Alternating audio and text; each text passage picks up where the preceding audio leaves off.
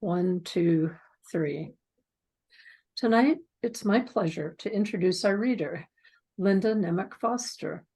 Linda has published 12 collections of poetry, including Amber Necklace from Gdansk, Talking Diamonds, and Lake Michigan Mermaid, a 2019 Michigan Notable Book created with co-author Anne-Marie Uman and artist Meredith Riddle. Her newest book, Bone Country, was published this year. It is a collection of prose poetry that's been a finalist in several national competitions. Linda was also invited to read an award-winning selection from Bone Country at the West Cork Literary Festival in Ireland. Linda's work has appeared in many magazines and journals, including the Georgia Review, Nimrod, New American Writing, North American Review, Verse Daily, Witness, and the 2022 Best Small Fictions Anthology. She's received over 30 nominations for the Pushcart Prize and has won numerous awards, including awards from the Arts Foundation of Michigan, National Writer's Voice, and the Academy of American Poets.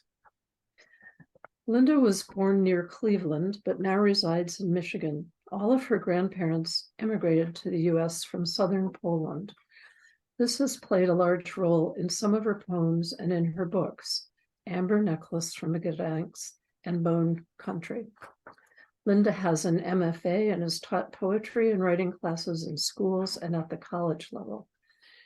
She's been a guest lecturer in poetry at numerous colleges and universities, including the University of Michigan. She is the founder of Contemporary Writers Series at Aquinas College, and she was the first poet laureate of Grand Rapids. Visit Linda's website, lindanemecfoster.com, for more information about Linda, her books, accolades, upcoming events, or to listen to interviews. Please welcome a talented and prolific writer, Linda Nemec Foster. Oh, thank you so much, Alyssa, for that wonderful introduction. And thank you, first of all, to Ed, who we have such a long history, for your wonderful email inviting me to read for your series. This has been a delight. And I'm going to be reading in sequence first poems from The Blue Divide that was published a couple of years ago, then some newer work, and then end with several selections from Bone Country. And my work tends to revolve around a number of common themes: history, family, relationships, and visual art, ekphrastic work. So that's what are the main themes in The Blue Divide. And as Lissa mentioned, all my family is from southern Poland. So that part of the world is very important to me, and you'll see it in my work. As a matter of fact, I mentioned to some of the group earlier that I've been invited, along with 6 other American poets, to go to Poland and its Ukrainian border later this summer. I'm very excited, but kind of nervous at the same time. We don't know what Putin's going to do, around that time of the year. But I've been very honored to be invited to meet with our Polish colleagues, artists, writers, poets, musicians, translators, academics. So we'll be doing creative writing work in the midst of what's going on over there in that part of the world. So I want to begin with that part of the world.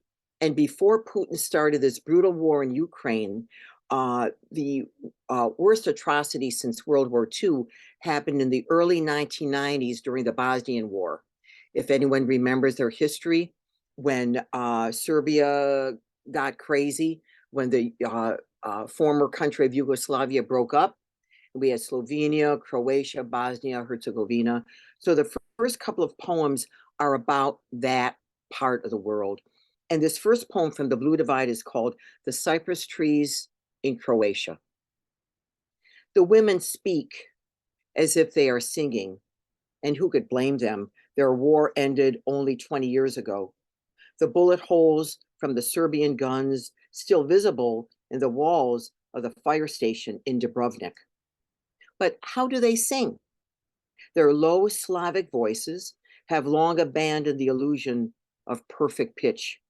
They know it's a myth, a fragment of a mermaid song. Their mouths would rather mimic the air around the cypress trees standing sentinel to hillsides that have witnessed too much silence. Their mouth embraces the cold, numbing air of Bura, the wind of November that echoes their voices as they sing from the valley of their throats.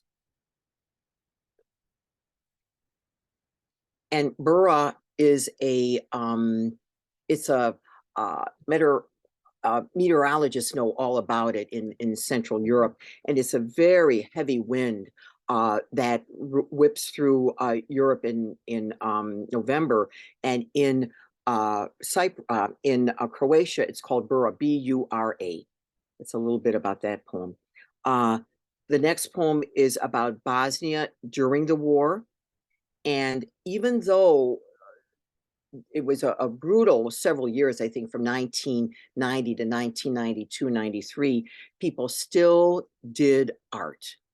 Art was a way to have them hold on to their lives, whether it be music or poetry or visual art or stage productions.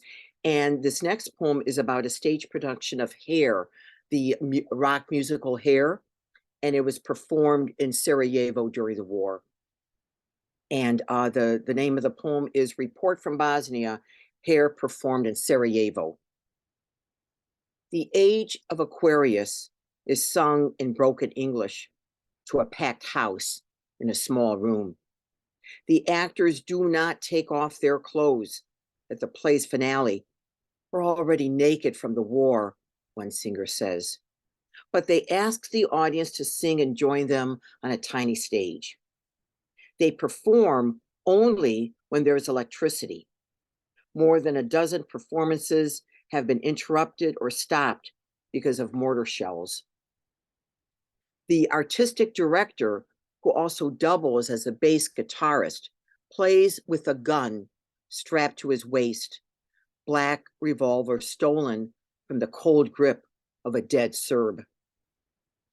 A young boy sitting on his mother's lap in the fourth row smiles for the camera. My name begins with A, he says, through an interpreter, just like Aquarius. Next week, he will be killed with 8 others standing in line for bread. At his grave, there is only his picture nailed to a wooden board. No name. They've run out of letters.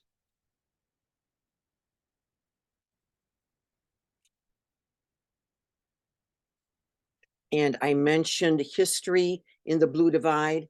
And by the way, here's the book, New Issues Press, came out a couple of years ago, The Blue Divide. And here is the last poem about the theme of history. And this is Poland, and it's in memory of another poet for Jeff. Because the thin strip of the Hel Peninsula juts out into the Baltic Sea like your ancestors' dream.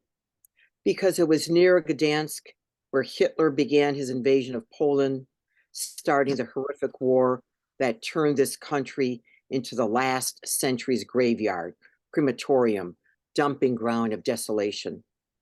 Because it was here that Stalin conducted his land grab, his politics of duplicity, his transformation of the blue sky crowning Krakow's royal castle to the gray clouds belching from Nova Huta's factories.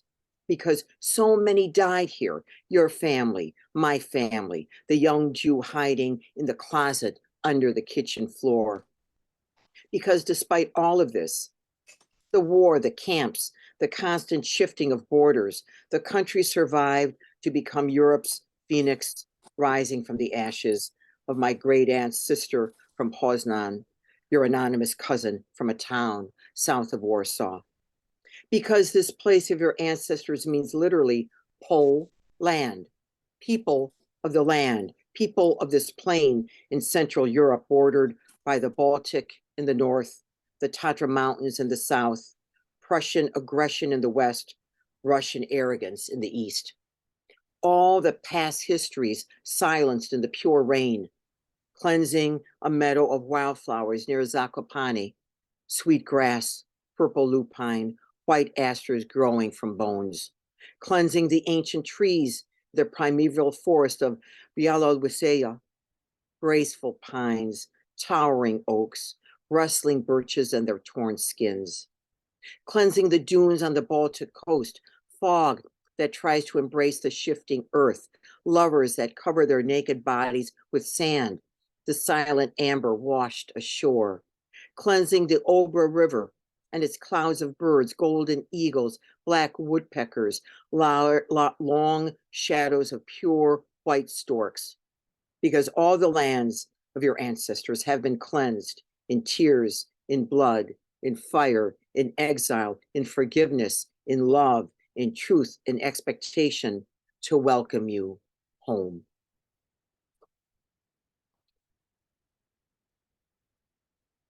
Thank you. Now we switch from history to the healing power of art. So all of these pieces are ekphrastic poems, poems inspired by visual art. You'll recognize Michelangelo, Bernini, and also a dear friend of mine who died a few years ago, James Carcina, born in Minnesota, but lived and worked in Grand Rapids. He taught at Aquinas College in the art department, probably one of the finest landscape artists in not only the Midwest, but America. I was very privileged to be his close friend. He, as I said, he died a few years ago. And this one poem is part of a long sequence called The Artist's Notebook. It's from the Blue Divide. I'm only going to read a few of these pieces from The Artist's Notebook. They are sonnets, but unusual sonnets that don't follow the iambic pentameter form. They're 14 lines, but they're more contemporary sonnets. So the next 4 pieces are from The Artist's Notebook. And this first piece is inspired by the art of Jim Carcina, his landscape art. How to paint an approaching storm. Pick a clear day while they still exist. Blue sky, yellow sun, the predictable boredom of a calm landscape. Blend in the anxiety of waiting, the cicada suddenly hushed, the hawk lost in its endless spiral. Keep mixing the afternoon in colors that are silent, gray of stone, black of the stone shadow, the palette of dusk arriving too soon. Close your eyes and count to 100, to your birthday, to the square root of memory until the sky splits into a crooked river of light. Now stop. Feel the rain on your face as if for the first time, as if you have never been here before.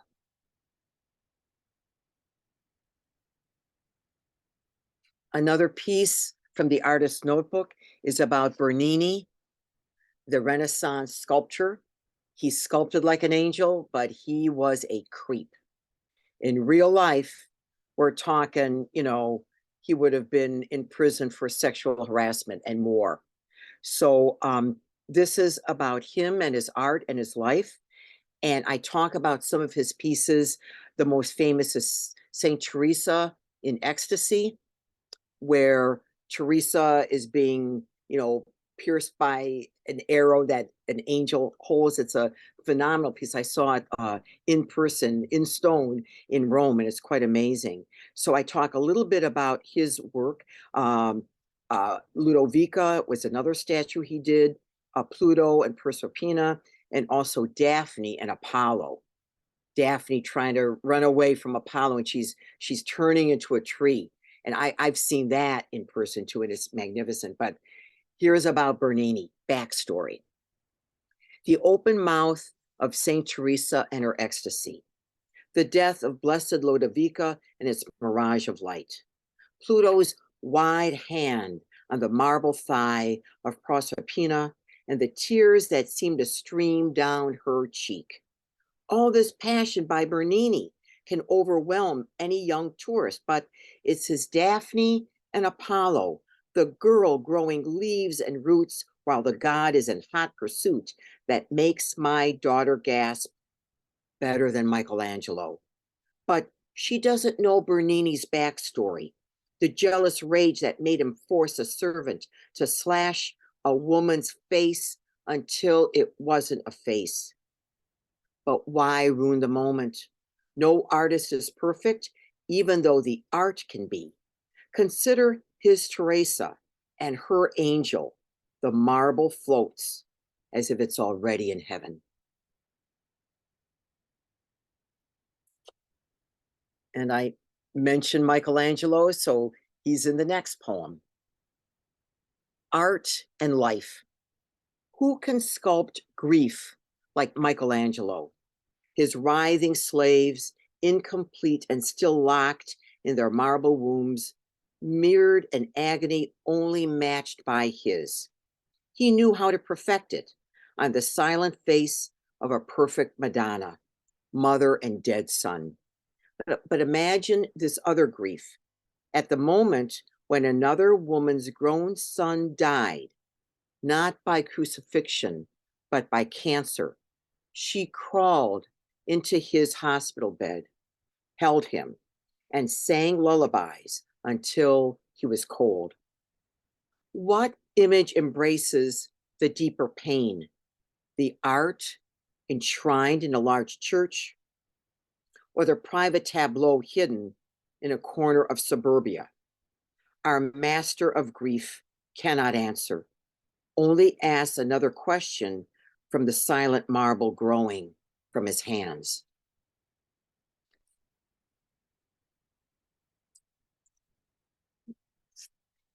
From art,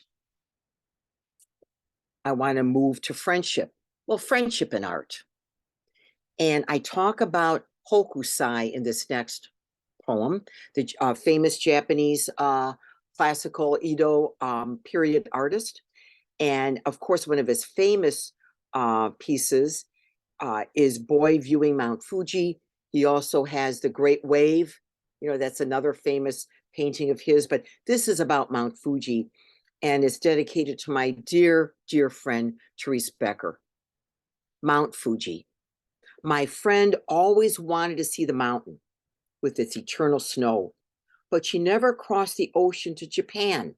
Instead, she bought a small reproduction of Hokusai's Boy Viewing Mount Fuji and hung it on her bedroom wall.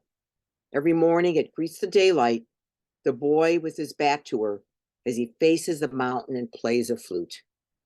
His body perfectly balanced on a thick tree branch that seems to slice Fuji's heart with a rugged abandon. In another life, she vows, I'll come back as that flute, the hollow reed content to be held and hidden in the boy's hands. Now we're still in Blue Divide, but we're going to go to family. This is my last theme in the Blue Divide, family. And this next poem is about where I grew up in Cleveland. Lissa, in her wonderful introduction, mentioned that I am from Ohio, northern Cleveland, and where I used to live in the inner city, not a fancy suburb of Cleveland. It was a poor, scrabble, working class inner city, just below, I think, the poverty line. It was not middle class by any means, but it was vibrant and full. And there were a lot of immigrants from Central and Eastern Europe, Slovaks and Poles and Hungarians and Jewish people from that part of the world, and Ukrainians, Belarusians. It was quite a melting pot. And this is about that neighborhood. And I talk about, even back then in 1955, the tension between Ukrainians and Russians. You're going to hear it, even back then. This is called The Immigrants in Slavic Village, Cleveland, 1955. The Hungarian kids wear thin jackets missing buttons, stain of paprika in their mouths. The Czechs pretend they know everybody's secrets, even those of Slovak Joe, who spits at their shadows. The Ukrainians can't stand the only neighbors who can understand their language, those goddamn Russians who starved their grandparents to death in their 20s. The Lithuanians refuse to open the blinds after dusk. Something about the night air stealing the breath of infants. And the Poles, those men and women in love with the Black Madonna, wash their hands before touching their children. The sons and daughters as pale as water. At night, the moon gets tangled in the open arms of the dead oak tree on Salem Avenue and can't decide if it's winter or spring, summer or fall. The same bareness waits to embrace it every night. Now we get into specifics of family. And since none of my family is in the Zoom room, I can have at it.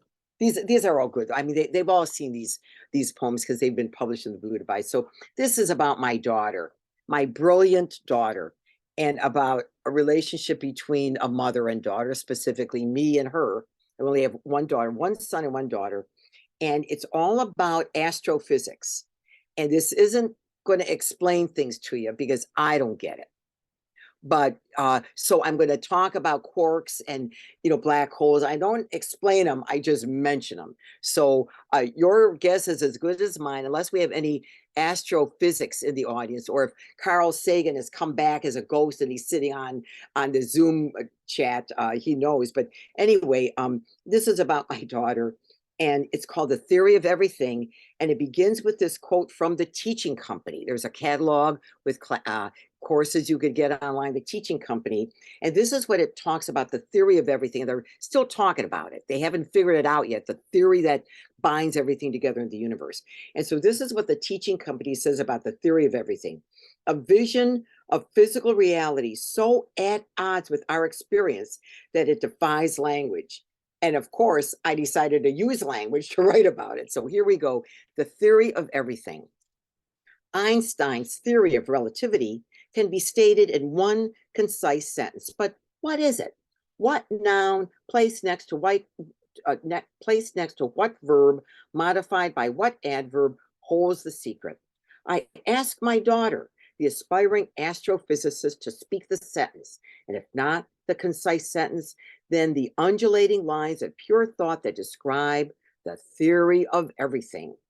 Her mother, who froze in high school geometry, cannot comprehend how tiny strings vibrating in a microscopic universe can hold everything together, from DNA's double helix to the silky translucence of a moth's wings to Bach's concerto for two violins, how it can all be reflected in 11 dimensions, 11 parallel universes wrapped in empty space, a dark energy of nothing. My one-dimensional brain boggles, as my daughter explains, but the messy world of an atom's nucleus, the photons and quarks, the positrons and muons, the WIMPs and Higgs boson, all blur in my tired head. She describes a famous physicist's lecture. I can only imagine him at the podium with mismatched socks, dark blue of sky mistaken for dark black of night. No use searching my finite space for a unified theory when I can hardly recognize my own daughter as she lives more and more in her own universe and leaves my small world behind. The daughter who waxes and wanes like the moon, loves me and pulls away like the tides, listens to a rock group called the Magnetic Fields sing about the unscientific mess of love, loses car keys and forgets to turn off the stove when the primordial soup boils down to nothing. The daughter who as a child was lost in a Chicago museum, filled with the physics of Magritte, and as a smaller child noticed the silica shimmering in a lake in Nova Scotia and deemed it diamonds. This woman who now peers at the stars in the night sky and sees the same brilliance, and in the morning thinks the warm air of a January thaw is not fog, but the broken snow on fire. The woman who knows the textbook explanation yet wants to believe in the flames. The daughter who looks at me with my cosmology of tentative words, tentative silence, and tries to see the mother. The proof that experience does defy all language and everything. Everything is connected, whether we can dare to believe it or not.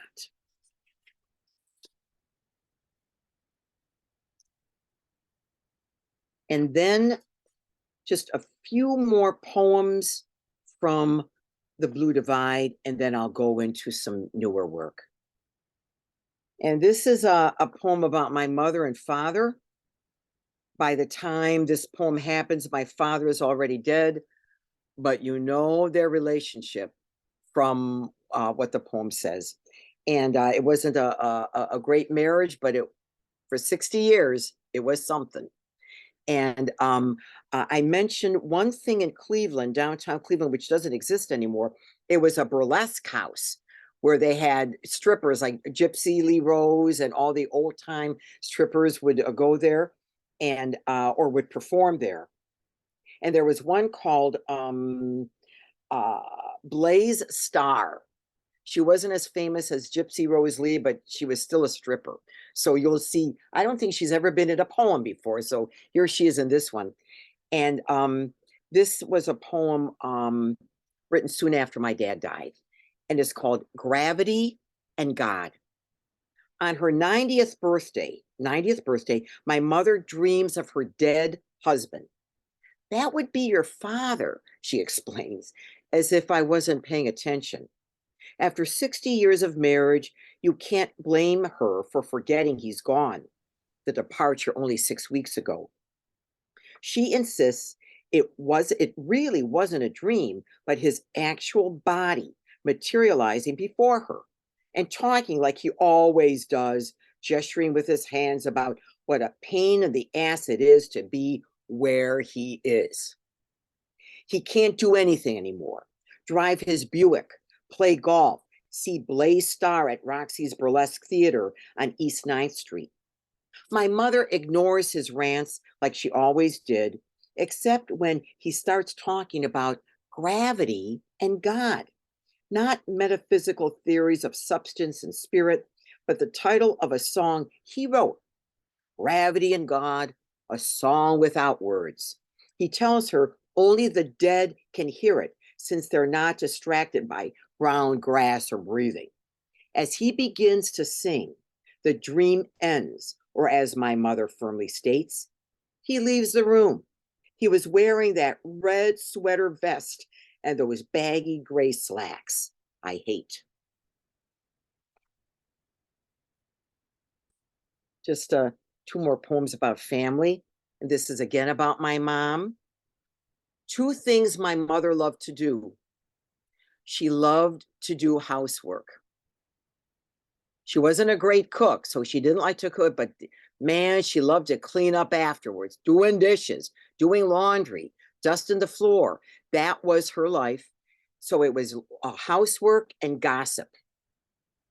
Two big, she lived to be 93. And by that time, she wasn't doing much housework, but she was still doing her gossip.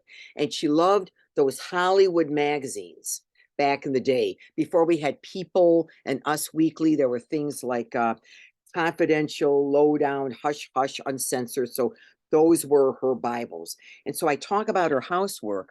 She used things as window wax. Before Windex, there was this window wax thing that you used. You put it on a window or a mirror, and it was like either white or pink. And it would dry to a white or a pink thing, but then you would wipe it down and it was brilliant. So I would talk about window wax and I talk about Prussian bluing. There was a additive you could use in the washing machine for whites, not colored clothes, but whites.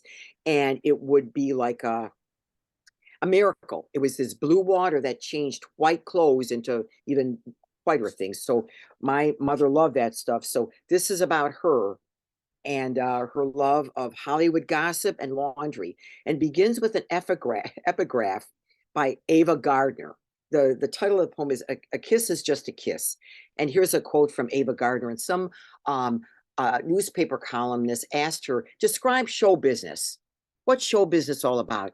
And Ava Gardner said, it's the kissiest business in the world. You have to keep kissing people.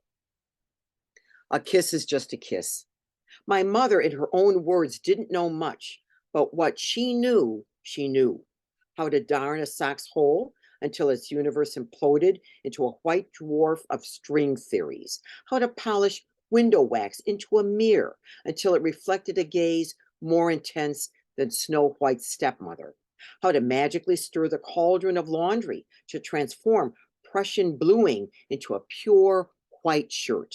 And then her encyclopedic knowledge of movie stars. She never called them actors or actresses, but stars, as in the heavens, the constellations, the Big Bang. Her lessons were taught by chain-smoking gossip columnists. She pored over their theses, illuminated in the pages of Confidential, The Lowdown, Hush, Hush, and Uncensored. My mother could tell you how Jean Harlow really died. It wasn't kidney failure, but she was poisoned by all that peroxide she used on her hair. How Greta Garbo brushed her teeth. She never used toothpaste, only salt. How Joan Crawford plucked her eyebrows. She didn't. Enough said. My mother loved the backstabbing of it, the kiss and tell of it, the guilty pleasure of it. And when she read this quote from Ingrid Bergman, a kiss is a lovely trick designed by nature to stop speech when words become superfluous. My mother, with her blue hands and absent husband, almost believed it. So before I get into newer work, I have to talk about my dad. I mean, you know, my mom has talked about my dad. I've got to talk about my dad. And this was another dream poem. Not that I saw him, but I dreamt I had a conversation with him. I dreamt we were talking on the phone. This was actually to the day 1 year, the 1 year anniversary of his death.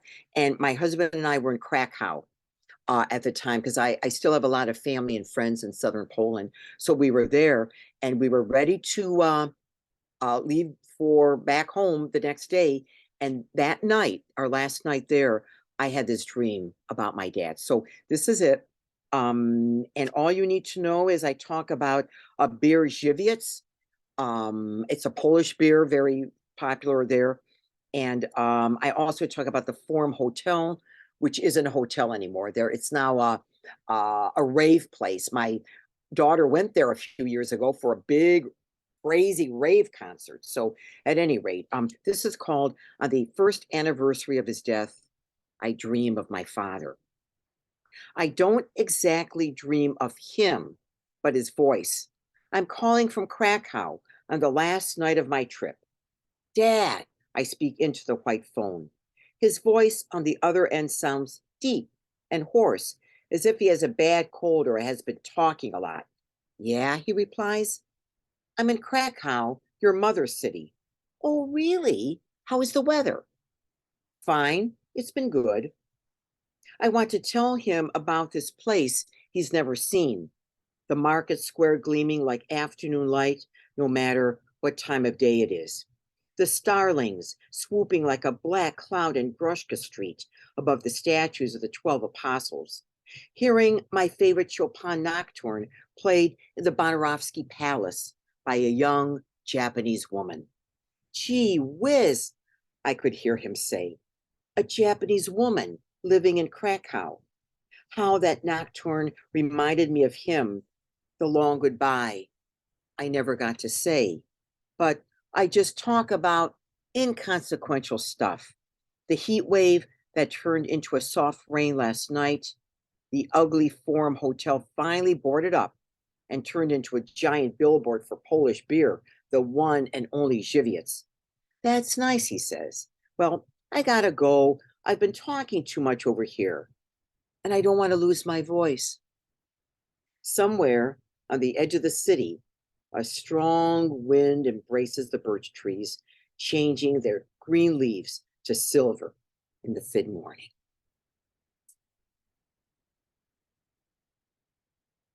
Now, two poems that are very, very new. And one was published in the Vox Populi website. I was very honored that they took this.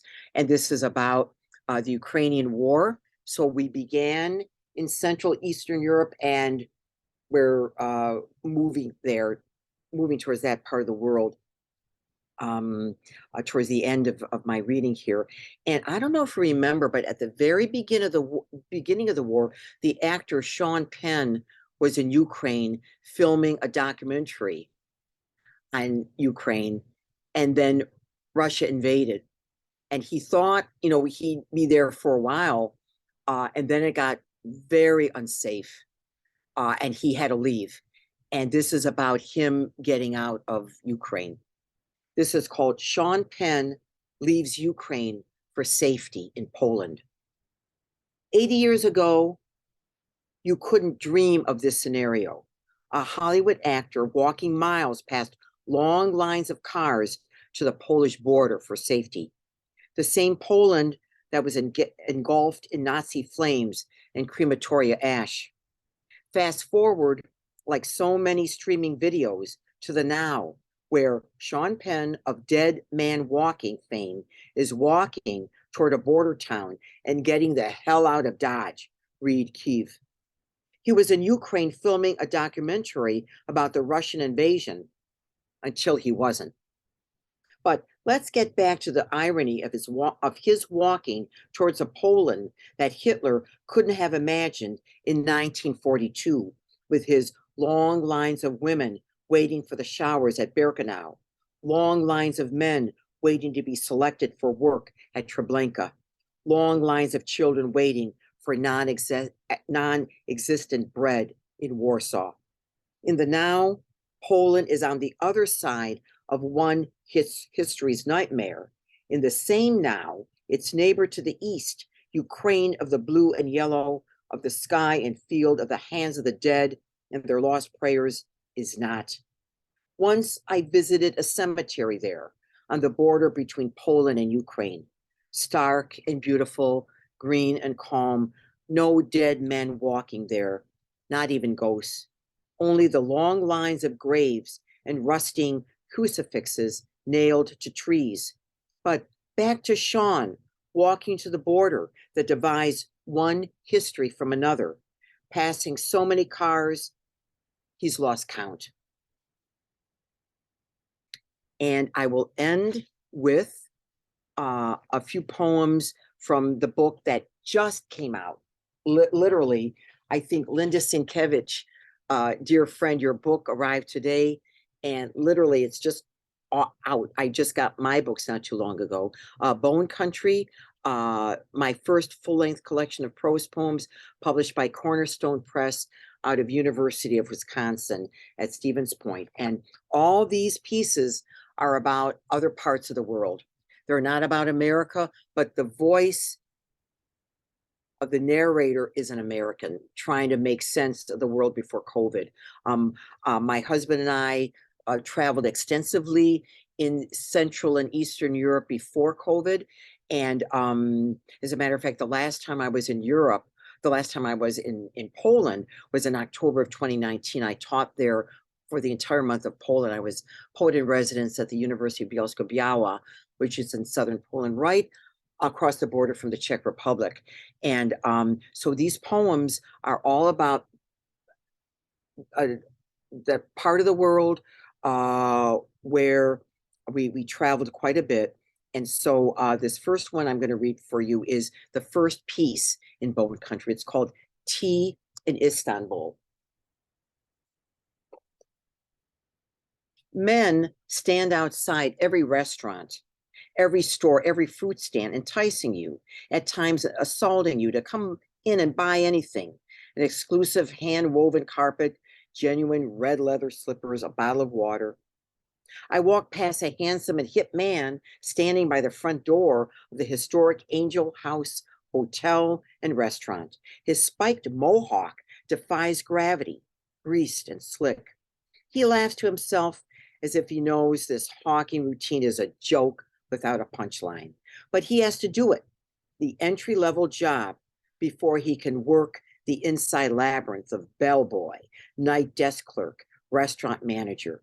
He wears black leather pants and doesn't act insulted when I pass by quickly without a second glance. That night, I steal away to the bar next door to the historic Angel House and drink the liquid amber of Turkish tea. I watch him. And the whole book is about watching other parts of the world, other people in those parts.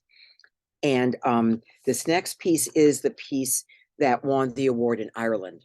And 300 words, had to be no more. It's short. You blink and you miss it. 300 words. And it's called On the Other Side of the World, and it's 4 very short vignettes. One in Seville, Spain, the first one. The second one in a city park in Krakow. Actually, it's a flamenco bar in Seville, Spain. A city park in Krakow, Poland. A train station in Vienna. And a restaurant in Romania. So this is called On the Other Side of the World. 1.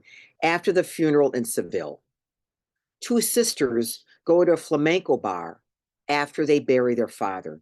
They sit silently with their cool agua de Valencia and watch each dancer as if they've forgotten sorrow and all its mismatched relatives. Grief, mourning, the black scarf with white pearls. They're only aware of the dancer's feet pounding the floor, the insistent guitar, the bare arms twisting like branches of a willow tree. Each branch ends in a flurry of leaves. Each leaf cradles the twin shells of castanets, their dark ebony faces. 2. Statue of a woman with broken serpents embracing her. She's totally forgotten in this Krakow park with its endless parade of harried students clutching cell phones and stoic grandmothers carrying plastic bags filled with potatoes, fresh dill, and coarse salt. Nothing harried, nothing stoic about her, the anonymous woman cloaked in the blue patina of broken serpents.